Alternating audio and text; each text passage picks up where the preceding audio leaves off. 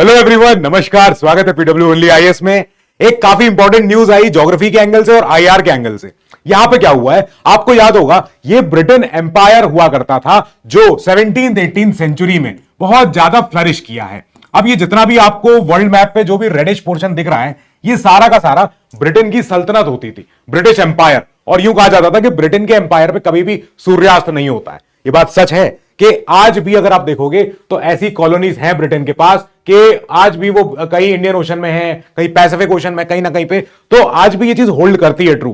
पर कब तक होल्ड करेगी उसको चेक करते हैं। और उसकी शुरुआत हो चुकी है। शुरुआत क्या हुई है कि अगर आप कोई पिक्चर समझ में आए तो यहां पे क्वीन एलिजाबेथ बैठी हैं और इनके प्राइम मिनिस्टर बैठे हुए हैं। बाकी आप देखो, यहां पे प्राइम मिनिस्टर मोदी जी भी हैं। तो ये जितने सारे लोग जो दिख रहे हैं, ये सबके सब अब यहां पे वो लोग हैं जो हेड हैं, हेड्स या तो उस सरकार के या उस देश के। अब ये कौन लोग हैं? ये लोग हैं जो ब्रिटेन की एम्पायर था, ये इन जगहों के सबके प्रीमियर, इन जगहों के प्रेसिडेंट हैं या प्राइम मिनिस्टर हैं या जो भी हैं, ठीक है। तो ये लोग हैं। अब क्या हुआ, मॉरिशस भी इनमें एक जगह बैठा हुआ है। प्रॉब्लम क्या हुई कि मॉरिशस पिछले कई सालों से, ऑलमोस्ट 2019 से शुरू कर चुका है एक लीगल बैटल। लीगल बैटल क्या है? मॉरिशस की कहानी यह है कि भैया हम आजाद हो गए थे 1968 में। अब 1968 में हम आजाद हो गए, उसके बाद हम मॉरिशस बेचारे यहां पे जरा से हैं। इसके बाद आपने क्या किया कि हमारे कुछ आइलैंड्स हुआ करते थे और उनको आपने अभी तक छोड़ा नहीं है। वो आइलैंड पे क्यों अभी तक आपके बेसेस हैं? वो आइलैंड हमें चाहिए अभी भी। तो अब क्या हुआ, ब्रिटेन फाइनली लीगल बैटल जब हार जाता है और काफी ज्यादा देखो इंटरनेशनल प्रेशर भी आ जाता है, पॉलिटिकल प्रेशर भी होता है, और खुद अंदर के वहां के लोग भी कह रहे थे, इंग्लिश लोग, कि कब तक हम ये कॉलोनी वाला सिस्टम चला के रखें, जो जिनकी प्रॉपर्टी है, जो जिनका लैंड है, उनको दे दी जाए। ठीक है, ये कहानी पूरी समझते हैं कि ब्रिटेन ने कैसे अभी तक यहां तक पहुंचे इस पे, और ये भी समझते हैं कि आगे इस एम्पायर का क्या प्रोसेस रहेगी और ऐसा कोई और एम्पायर वर्ल्ड में अभी है या नहीं है। तो एक एक करके शुरू करते हैं क्या कहानी है। आप ये देखिए, जब ये अग्रीमेंट हुआ है तो अग्रीमेंट एकदम से नहीं हुआ, 13 राउंड्स ऑफ नेगोशिएशन हुए थे जो 2022 से शुरू हो चुके थे। केस खाली आपस में बायलैटरल टॉक्स नहीं थे, केस लीगल बैटल गया, यानी इंटरनेशनल कोर्ट ऑफ जस्टिस, जो आईसीजे का हेडक्वार्टर अगर आपको पता हो तो बताना कौन सा है। अब इसके बाद यूएन जनरल असेंबली में भी ये रेजोल्यूशन पास होता है और ये रेजोल्यूशन बाइंडिंग होता है, यानी कि यूके को बोला जाता है कि आपको जो इंटरनेशनल ट्रीटी हो रखी है, इंटरनेशनल ट्राइब्यूनल है for the laws of the sea, ITLOS कहते हैं इसको। तो इंटरनेशनल ट्राइब्यूनल होता है जो ये तय करता है कि फैसले देता है कि अगर हाई सीज में, यानी कि ये जो आपको ओशन यहां दिख रहे हैं, प्रशांत महासागर है, अटलांटिक है, जहां भी है, तो इन जगहों पे अगर कुछ हो जाता है, वारदात हो जाती है, तो उसका इल्जाम किस पे जाएगा, उसकी जिम्मेदारी कौन तय होगी? तो इंटरनेशनल ट्राइब्यूनल है उसके लिए, लॉ ऑफ द सी के लिए। ठीक है, ये हुआ। अब ये आपको मैप अगर दिख रहा हो, इस मैप में जो छोटे छोटे द्वीप दिख रहे हैं ये सब के सब, हो सकता है इसमें नहीं दिख रहा, थोड़ा इसको बड़ा कर लेते हैं तो आपको दिख जाएगा। और अगर हम इसको बड़ा करें तो इसको कैसे बड़ा करें, देखो ये हो गया। अब इसमें काफी सारे, इसमें बड़े बड़े इसमें आपको आइलैंड दिखेंगे, जैसे बरमूडा है यहां पे 1 2 3 4 5 6, ये इसके जो अमेरिका के सेंट्रल में रहते हैं। इसके अलावा कुछ एक आइलैंड यहां पर है, 7th आइलैंड, इसको कहते हैं पिटकेर्न आइलैंड। ये पिटकेर्न आइलैंड बड़ा फेमस है, अभी इसकी बात करेंगे आखिर में। तो फिर इसके अलावा केमन आइलैंड है, ब्रिटिश वर्जिन, ये तो सारे के सारे यहां पर है। अब अर्जेंटीना के इतना पास, अर्जेंटीना के पास जरा सा ही फॉकलैंड आइलैंड है। अर्जेंटीना कभी जीत ही नहीं पाई यूके से। चलो इसके बाद आगे चले हम, लेकिन कहानी है मॉरिशस की। आज मॉरिशस की कहानी ये कहती है कि अगर आप एक प्रैक्टिकल तरीके से देख रहे हो आज क्या हुआ है, डील में क्या हुआ है, तो एक बार डील सुन लेते हैं इनकी। ये एक प्रोसेस है जो डीकोलोनाइजेशन के लिए है। अब डीकोलोनाइजेशन मतलब कि अपनी कॉलोनी छोड़ना, ठीक है। अब ये इसलिए हुआ है because we negotiated a deal for us to maintain a military presence, कि आज भी इस द्वीप पे, इस चैगोस आइलैंड पे आज भी यूके की जो नेवी बैठती है, यूके की जो एयरफोर्स बैठती है, वो बैठ सकती है। उनके पास अपने पूरा एयर बेस, अपना नेवल बेस बनाने की जगह है, बस नाम मात्र के लिए दे दिया गया है। अब ये क्यों हुआ, आप देखो, जो हमारा डिएगो गार्सिया है, अभी इसकी बात भी करेंगे आगे। डिएगो गार्सिया काफी इंपॉर्टेंट आइलैंड है जो हमारे इंडियन ओशन में आता है, यहां कहीं पे आता है, ये रहा। अब ये आज भी ब्रिटेन का इंडियन ओशन टेरिटरी है, इनकी ओवरसीज टेरिटरी है। अब ये डिएगो गार्सिया पे भी यूके का भी बेस है, यूएस का भी बेस है, और यूके ने इस आइलैंड को छोड़ा नहीं और दे दिया यूएस को लीज पे। यूएस ने यहां पे अपनी प्रेजेंस बना ली, यूएस ने अपना एयरफोर्स बना ली, नेवल बेस बना लिया, सब कुछ कर लिया। यूएस के पास है 2036 तक यूके ने कहा कि अभी हम ये आइलैंड तुमको लीज पे दे रहे हैं, यूएस को। अब इसके बाद हमारा ब्रिटिश इंडियन ओवरसीज टेरिटरी इनकी मॉरिशस को दे दिया गया है। मॉरिशस को अभी भी गुस्सा आया था कि हमको अभी भी पूरी चीज नहीं मिली है, और ये जो मिला आईसीजे से, ये भी बस नाम मात्र के लिए। आईसीजे ने बोला कि हम मॉरिशस के फेवर में हैं, ठीक है, in reality nothing is changing, कुछ नहीं हो रहा। ओनली डिफरेंस इज क्या हुआ है कि ये जो नॉमिनली मॉरिशियन है ये आइलैंड, अभी भी practically, but de facto remains in control of the UK and US. इन्हीं के हाथ में रहेगा। जो डिएगो है एकदम चैगोस के पास ही है। कैसे हुआ, क्या हुआ इस डील में और क्या बचा है?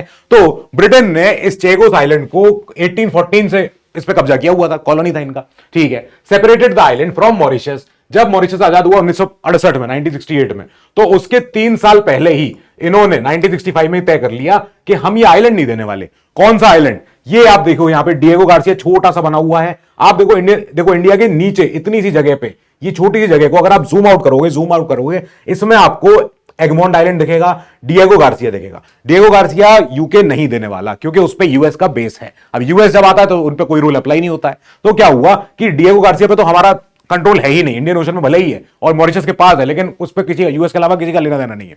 अब क्या होता है, 3 years बिफोर मॉरिशस गेंड, तो इन्होंने अपना एक आइलैंड अपने पास रख लिया चुपके से। अब इसके बाद ब्रिटिश इंडियन ओशन टेरिटरी बोलना शुरू कर दिया इसको। अब जब अगली 1970s हुआ तो इन्होंने कई सारे ऑलमोस्ट 2-2.5 हजार लोगों को यहां से हटा के, इस आइलैंड से हटा के कहां भेज दिया? सेशेलिस भेज दिया। सेशेलिस एक और दूसरा आइलैंड है। ब्रिटेन की सल्तनत, ब्रिटेन की हुकूमत, ब्रिटेन जो चाहे वो कर दे। और सेशेलिस में जाके इन जो यहां पे मॉरिशस बैठते थे इनको हटा दिया वहां से। और यहां पे किनको लेके आए? यहां पे लेके आए इंडियंस को, इंडियन लेबर्स को। कई बार हमने देखा कि इंडियंस को यहां पे एज लेबर्स, एज कैदी, जो भी बना के इनको यहां पे लेके आ गई है, ठीक है। इससे क्या हुआ, इन्होंने आइलैंड की अपनी ऑक्यूपेशन अपनी तय कर ली कि हमारे पास रहेगा। अच्छा, अब डिएगो गार्सिया लार्जेस्ट आइलैंड था इस पूरे द्वीप मंडल में, आर्चिपेलागो में, और इसमें से उन्होंने यूएस को दे दिया, इसको डिएगो गार्सिया को, कि रशिया को काउंटर करना है, चाइना को काउंटर करना है, आप ये अपना बेस बना लो, ठीक है, बना लिया।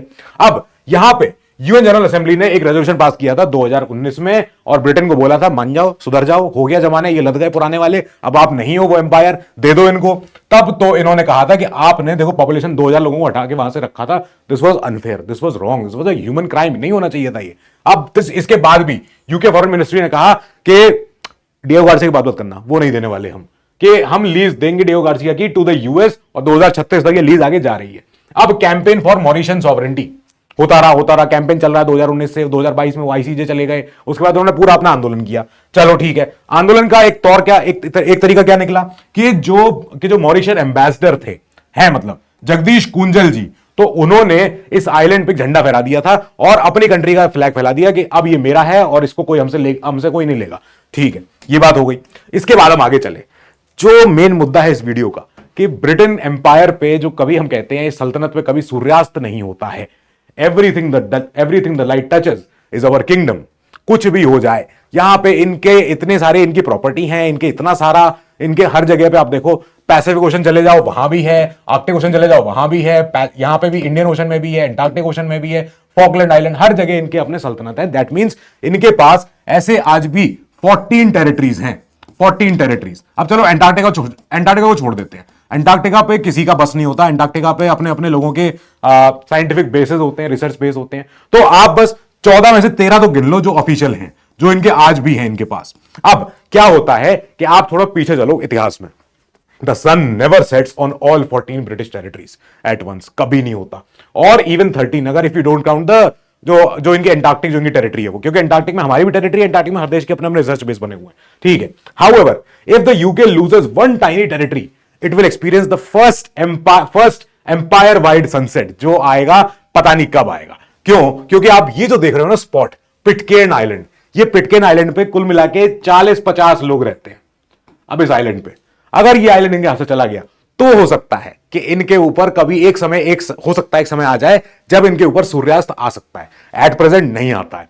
अभी एवरी नाइट, आज देखो आज का जमाना, अभी आज की तारीख में जब ब्रिटेन में रात के 12 बजते हैं, मिडनाइट जीएमटी, यानी रात के 12 जब ब्रिटेन में बजेंगे, तब उस समय क्या होता है, सन सेट्स ऑन द केमन आइलैंड। यहां जो केमन आइलैंड है इन पे से यहां पे सन छुप जाता है, ठीक है, और doesn't rise over the British Indian ocean territories, जो यहां पे हमारी जो इस जगह पे इनकी टेरिटरी है, यहां पे सूरज नहीं आ पाता है 1 घंटे के बीच में, लेकिन तब भी इस जगह पे सन रहता है, पिटकेर्न आइलैंड पे सन रहता है। अब क्या ये हमेशा रहेगा ऐसा? और अगर इनकी ये प्रॉब्लम कभी आगे सॉल्व हो गई तो, या प्रॉब्लम बन गई तो, क्योंकि क्या करेंगे फिर? देखो यहां पे कार्टून बना हुआ है, अलर्ट द क्वीन, क्वीन को बता दो ब्रिटिश जो ब्रिटिश सल्तनत पे अब सूर्यास्त हो गया पहली बार। ये क्या हुआ, कब हो सकता है? अगर आज से 400 साल आगे चलें, 2432 में एक दिन आएगा जब क्या होगा कि ये island will experience it's first total solar eclipse. पहली बार एक टोटल जो एक सूर्य ग्रहण लगेगा, तब जाके पॉसिबल है कि इनके ऊपर इस पूरे ब्रिटिश साम्राज्य के ऊपर एक समय पे एक बार में सूर्यास्त हो जाए या सूरज नहीं चमके। तब तक के लिए इवेंचुअली क्या क्या होगा आगे, एक्लिप्स आएगा, जब तक आएगा तब तक देखा जाएगा। और क्या पता उससे पहले अगर ये डील फेल हो गई तो, अगर डील फेल हो गई तो फिर तो कोई बात ही नहीं है।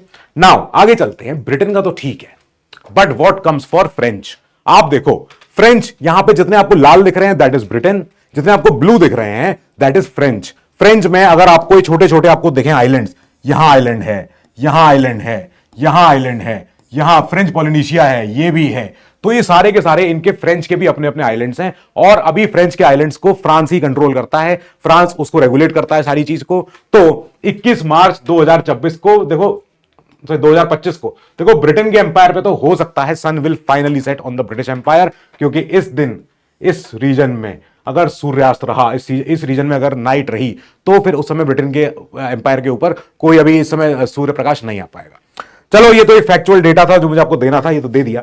अब बात करते हैं कि ब्रिटेन ने जो इतनी सारी कॉलोनीज ली हैं या थी इनके पास, तो अब इन कॉलोनीज में ये जो कॉमनवेल्थ है इनका, जिसको ये कहते थे कि ये ब्रिटेन का कॉमन साम्राज्य है, कॉमनवेल्थ है, क्या ये कॉमनवेल्थ अभी भी उतना बरकरार है, अभी उतना स्ट्रांग है? तो उसका आंसर है यस। कैसे? जो ऑस्ट्रेलिया है या कनाडा है, इधर ऊपर यहां पे कनाडा, तो ये कनाडा और ऑस्ट्रेलिया दोनों आज भी यूके के क्राउन को अपना क्राउन मानते हैं, यानी किंग चार्ल्स को ये अपना हेड ऑफ द स्टेट कहते हैं। क्या आपको पता है कोई और कंट्री जो कॉमनवेल्थ की रही हो जिसने कहा हो कि हम भी मानते क्वीन को या किंग को अपना अपना हेड ऑफ स्टेट? चलिए, विद दिस इस न्यूज को करते हैं कंक्लूड। इसमें और कुछ डेवलपमेंट आएगा, अगर ये डील साइन हो जाती है, डील फैक्चुअल हो जाती है, तो मिलेंगे फिर उसमें, नहीं तो फिर till then keep studying, stay safe, good luck.